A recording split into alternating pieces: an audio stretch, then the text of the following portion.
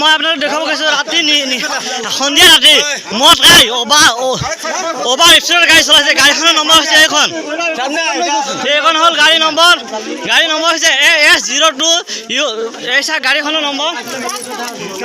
মই আপোনাক দেখাব খুজিছোঁ অভাৰ স্পীডত গাড়ী চলাইছে এই চাই গাড়ীখনৰ নম্বৰ আপোনালোকে চাই লওক। আৰু এইটো হ'ল মানুহ সন্ধিয়াত যে ৰাইজে যে অভিযোগ কৰিছে, আপুনি যে কোৱা নাই যে অভিযোগ ল'ব নালাগে। আপোনাৰ নামটো কি? আপোনাৰ নামটো কি? আপোনাৰ নামটো কি? মনব সিং। আপোনাৰ ঘৰ ক'ত? ইয়াতে।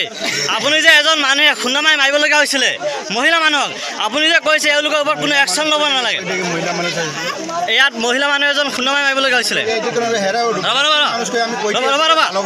নহয়, এই মানুহজনৰ হাতত কোনোজন লাইচেঞ্চ নাই, একো ডকুমেণ্ট নাই। নহয়, ৰাইজে ধৰিছে, আপুনি কৈছে বাদ দিয়া। আপুনি ইয়াৰ ৰিস্ক লৈছে নেকি? আপুনি নহয়, আপুনি যে কৈছে বাদ দিয়া ৰাইজে ধৰিছে, আপুনি কৈছে বাদ দিয়া।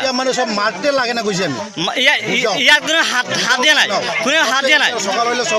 ইয়াত কোনেও হাত দিয়া নাই, তাৰ কোনো লাইচেঞ্চ নাই। ইয়াৰ পিছত তুমি যে কৈছা যে বাদ দিয়া কি কাৰণত? নহয়, এই হাতত কোনোজনৰ তথ্য নাই, ডকুমেণ্ট নাই, লাইচেঞ্চ নাই। আপুনি কৈছা যে এৰি দিয়া মানে কি কাৰণত? আপোনাৰ কিবা স্বাৰ্থ আছে নেকি ইয়াত?